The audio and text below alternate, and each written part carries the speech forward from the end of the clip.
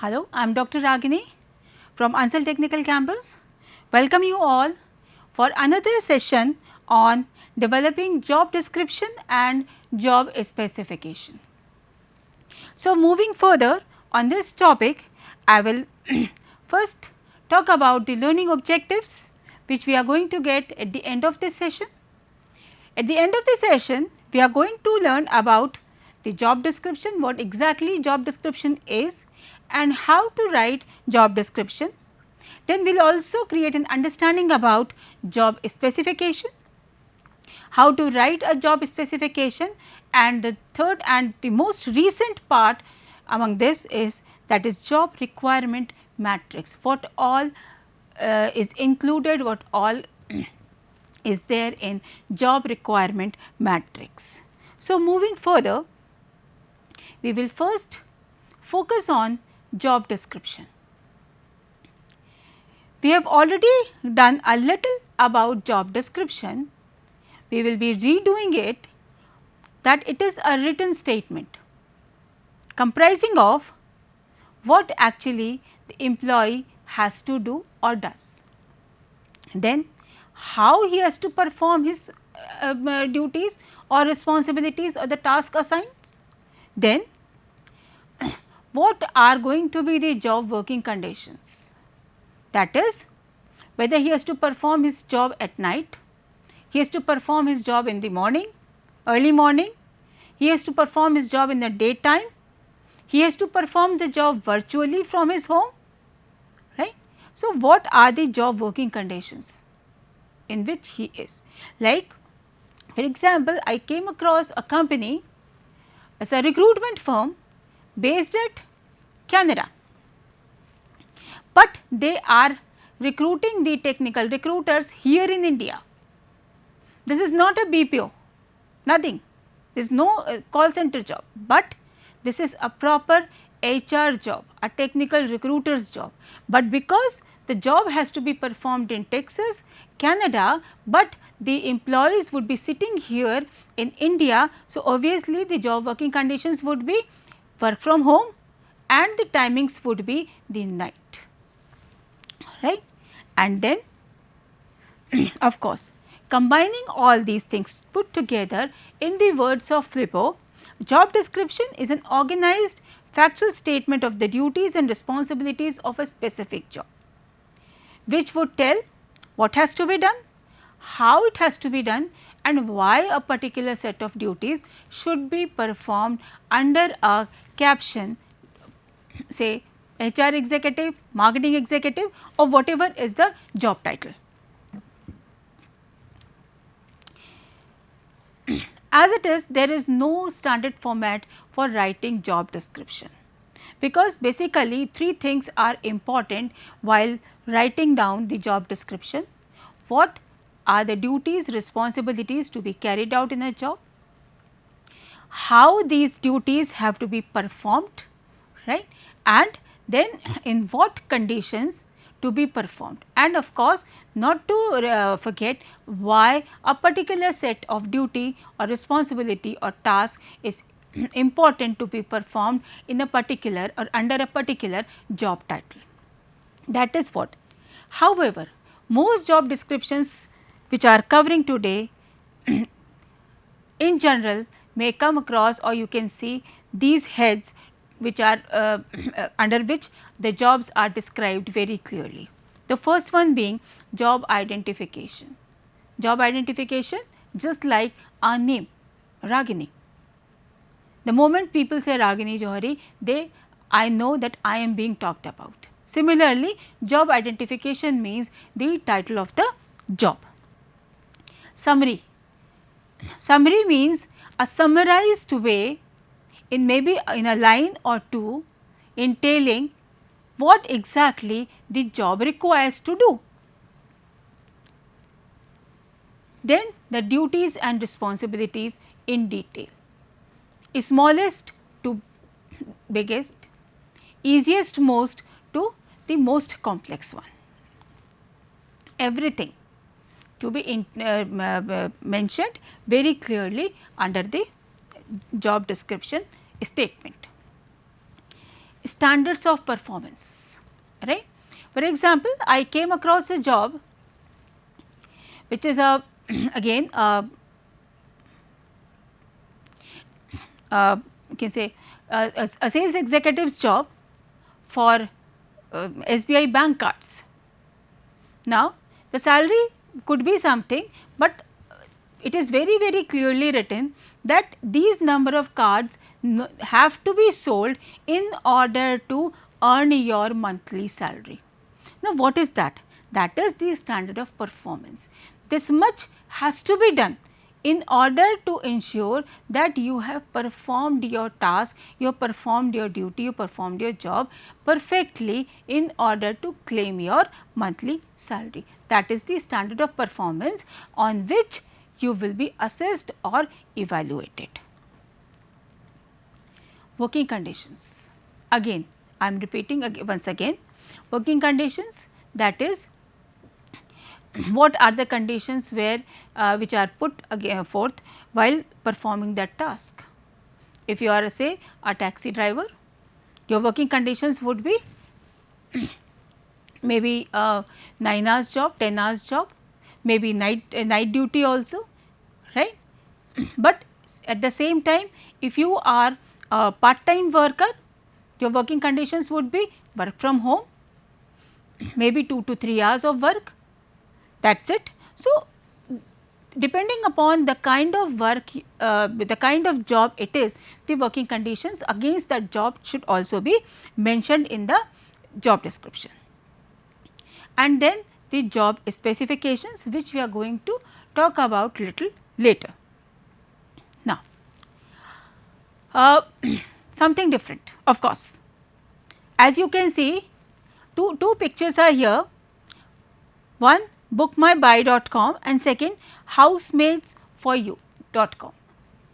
Now, what does this talk about? What feeling does it give you? What exactly is this? Why we are talking about this over here? Well guys, this is the latest trends. Earlier when I was talking about these job descriptions, this is the standard job description which we usually see. But as I said, there is no standard format, right. So, for certain different type of jobs like the buys, like the homemaids, housemaids, cook, cleaner.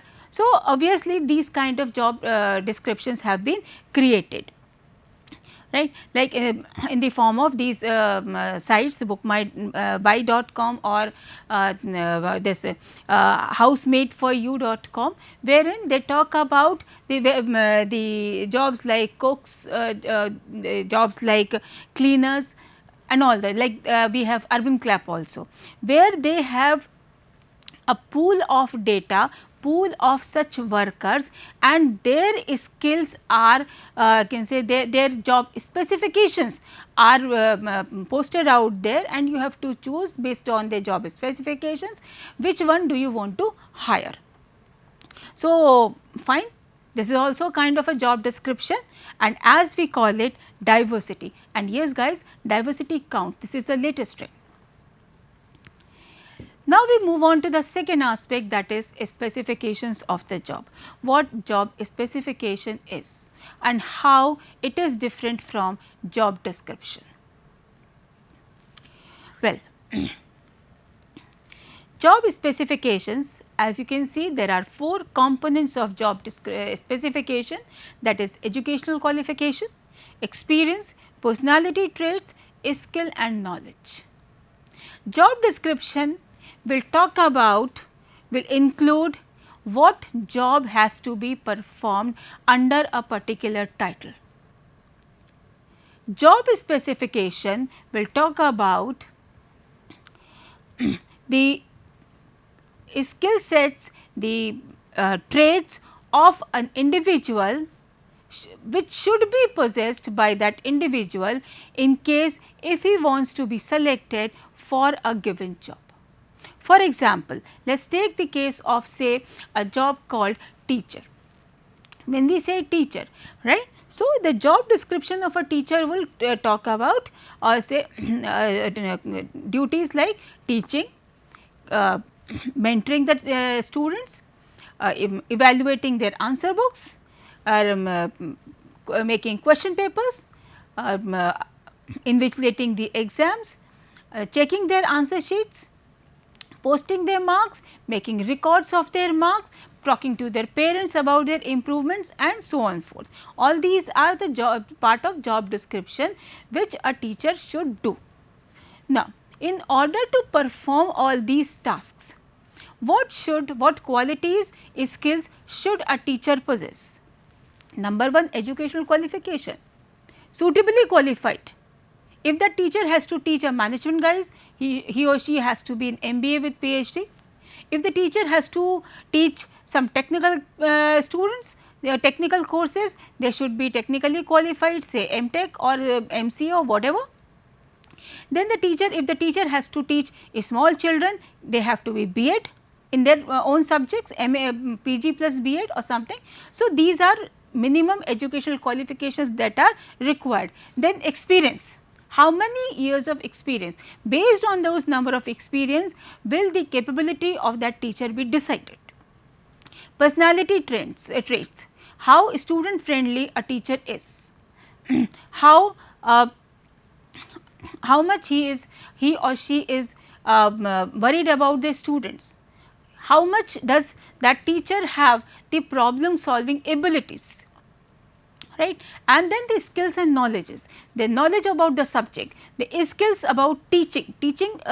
So, all these things put together, they combine together, they make the specification of the job, which will be a deciding factor which individual, which person would be suited to a job of a teacher, right. So, that means basically specification, job specification includes the human traits and experiences that are required to perform a job effectively.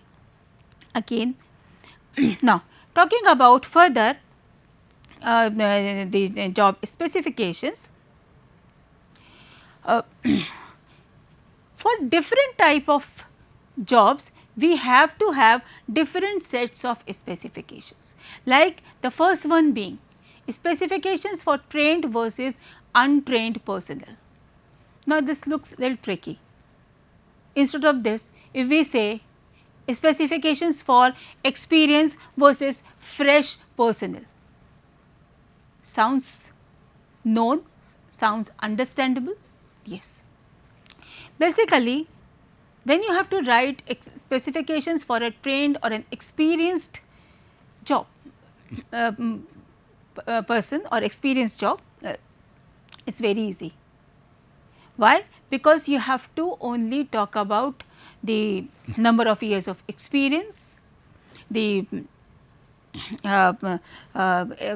for which you seek the experience letters, the trainings that a person, that an incumbent or that employee candidate would have taken in those number of years, the certifications that he or she would have taken while performing his job in earlier years to enrich his job, to make his job look better, to enhance his skills at the job, right. But for a fresher, yes, it is little different here. Why it is different? Because for a fresher or untrained personnel, where because he does not possess any job experience, this is very difficult to write all these things or assess or evaluate an individual on these parameters. So, what should be those parameters for an untrained or fresh personnel? Obviously, there we rely more on his skills, his personality, his approach to life, his approach to his career, which is most important trait of his personality, which is considered for writing the job specifications for a fresher. Then another type of specifications are based on the judgment. Whose judgment? Of course, the judgment of the analyst, based on certain past data which he might have received from different sources. Now that everything is, now that the technology is so much advanced that we can get the job data, we can get the skill sets required for a particular job all across from the globe. So, it is very easy for us to make a wide very elaborated job specification based on the judgment of the analyst as to what kind of individual he or she would be looking for to perform a particular task, right. For example, if we talk about today's perspective, yes, being computer savvy has become one of our desirable qualification. Being having knowledge of MS Excel, MS Office, MS Excel, PowerPoint, has become a desirable qualification, right. Now, if people are more tech savvy, if people can work if they are given work from home option and they can operate on say MS Teams or this Zoom or all these platforms, fine, that is much more they are taken on a different from a they are seen from a different perspective and they are favored against the other candidates, right. So, this is the judgment made by the analyst only, there is no thumb rule in this, it is based upon the judgment of the concerned person, whatever he wants to see in a particular candidate who has to take up a job. And therefore, because of this judgmental specifications, at times even the more deserving candidate, the better candidates are not chosen for a specific job, because the analyst criteria or, or analyst specification for a particular job are much lesser than that particular candidate. And the last one, that is specifications based on statistical analysis. Now, statistical analysis these days, this has become the most objective method which has no biases, without any questions arising upon the analyst or the company personnel, and you can very clearly categorically analyze the job and give specific job specifications to the candidates, right. That is based on certain data, then you can use techniques like regression analysis, you can use techniques like is hypothesis testing, and based on using all these techniques, then you can analyze that data and come to a conclusion on what should be the best candidate for a particular job. How do we do that? We analyze the job and decide how to measure job performance. We create certain parameters using tools like SPSS, using tools like SAS or R, and then based on those analysis, then we select personal traits, and then the candidates are tested on those traits, measurements are done, and finally the can say relationship has been analyzed between the human traits and the job performance, and whoever fits into that analysis is the right candidate. No human error is possible in this method, though this is little technical, sounds technical, it is technical no doubt, but results are awesome without any biases, without any errors. So, most of the time now, most of the companies now using these statistical methods only to to prepare their job specifications.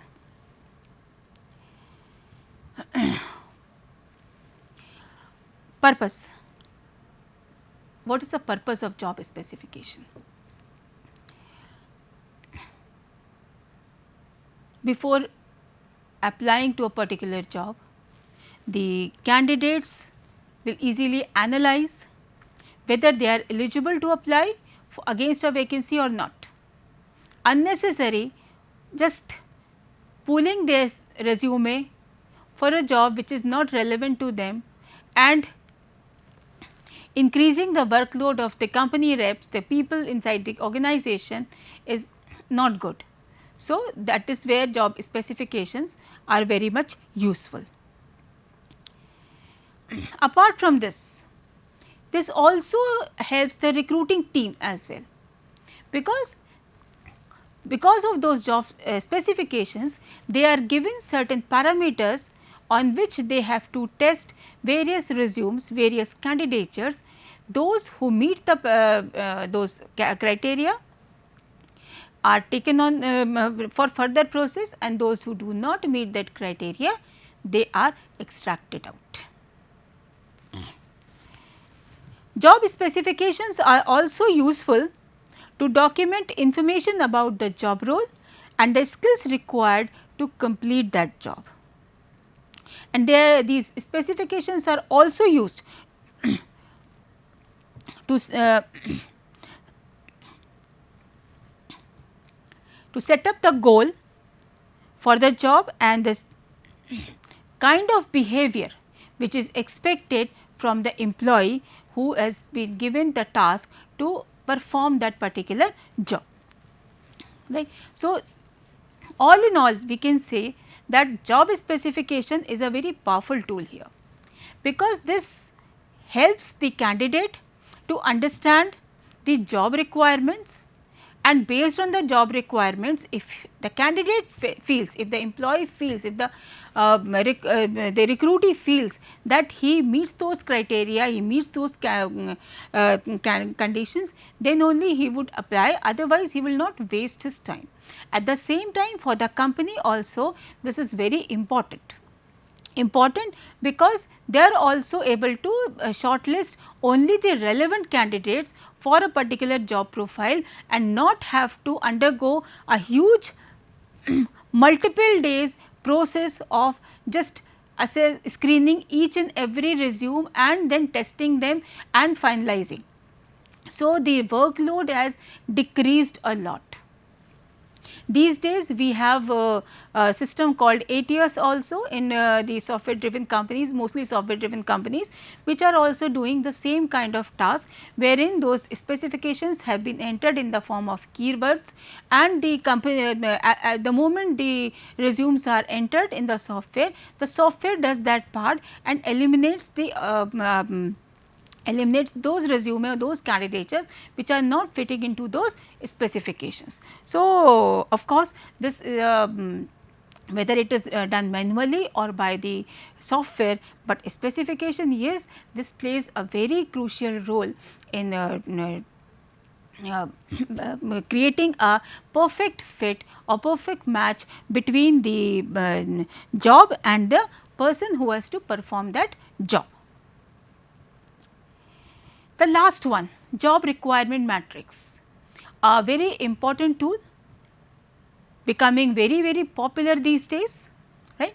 And if this is implemented, this is a wholesome tool which includes both the job description as well as specification.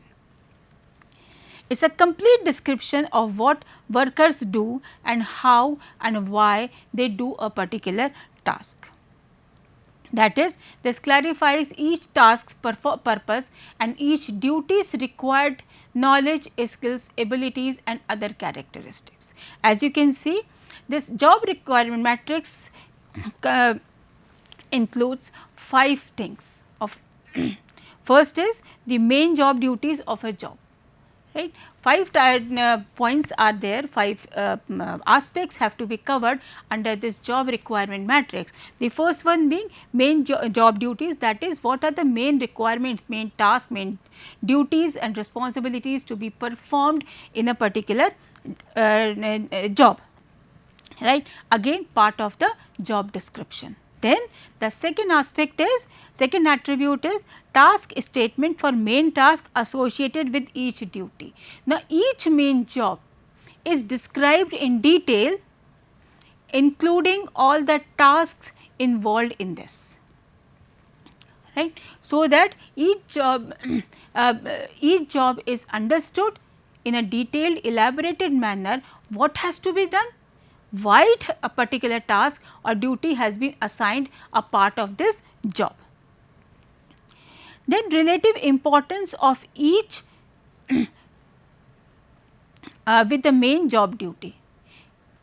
How each task is related to the main duty to be performed, for which an individual has to be hired. That is very, very important.